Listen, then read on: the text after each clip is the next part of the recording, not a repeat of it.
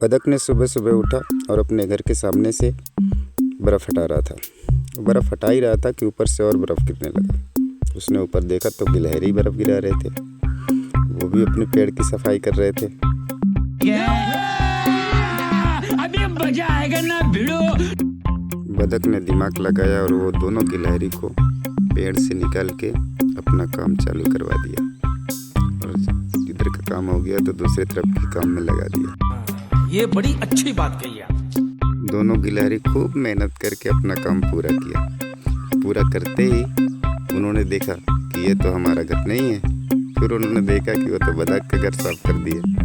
बदक खुश हुआ और अपने घर चला गया। दोनों गिलहरी आपस में बातें करके खूब गुस्सा हो रहे थे।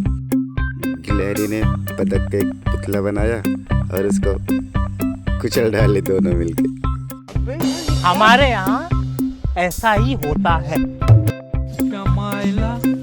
बाबू भैया से डायरेक्ट बाबू, तेरा तो गेम बजाना पड़ेगा। वो दोनों बदक के दरवाजे के पास है और चाबी लगाने वाले एंगल से देखने लगे क्या कर रहे हैं। उन्होंने देखा कि बदक पॉपकॉर्न भुनने की तैयारी में लगा था। दोनों की लट निकल गई।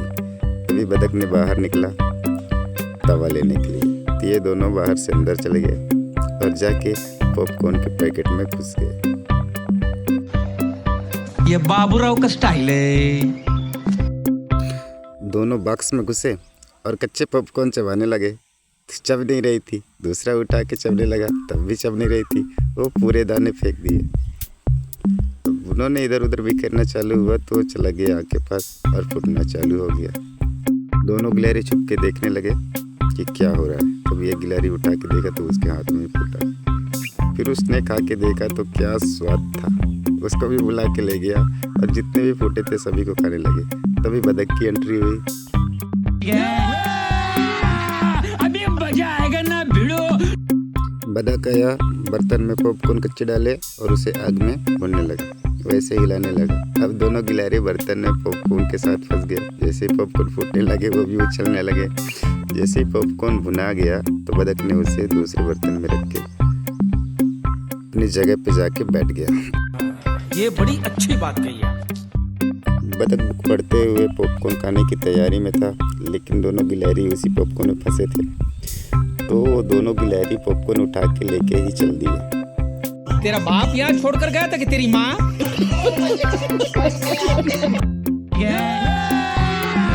अभी मजा आएगा ना भिड़ो। बदक वहाँ पे आके रुक गया। उसे समझ में नहीं आ रहा था कि दोनों गिलहरी गए किधर।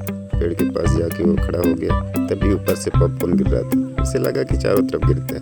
थोड़ी दूर आके देखा तो उधर गिर ही नहीं रहा। वो समझ गया कि उस पेड़ के अंदर ही है वो दोनों। पेड़ में घुस गया और उन लोगों का पॉपकॉर्न लेके और वहाँ पे खाली बर्तन रख दिया।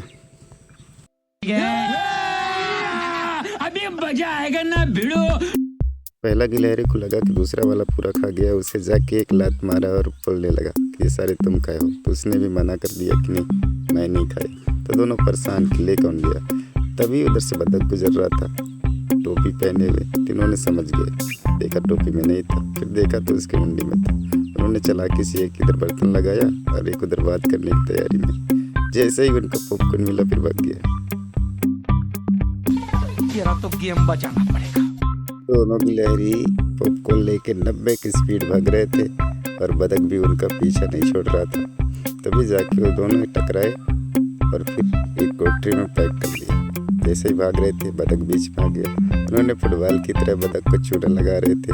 उधर से आते इधर से आते, लेकिन बदक भी उनका पीछा नहीं छोड़ रहा था। आखिरकार बदक को हाथ लग गया पॉपकॉर्न। लेकिन बदक जैसे ही फिसल के टकराया फिर से उन्होंने उनका पोटली लेके पेड़ में चले गए। माँ खराब हो जाएगा। मैं माँ अम्मा बहन पे आ जाऊंगा। मैं इनकी अम्मा बहन पे आ जाऊंगा। बदक ने गुस्से में उस पेड़ के नीचे आग लगाने लगी। जैसे ही आग लगा तो ऊपर से गिलहरियों ने उसका पॉपकॉर्न दे दिया उसे। लेकिन गिलहरी भी चालाक थे। उन्होंने क्या किया, पॉपकॉर्न का बड़ा पैकेट लिया और वही आग में डाल दिया। तो वहाँ पे पॉपकॉर्न इतना फूटने लगा, चारों तरफ से पेड़ के निकलने लगे। पेड़ के आसपास पॉपकॉर्न ही पॉपकॉर्न हो गया। अब बदक परेशान।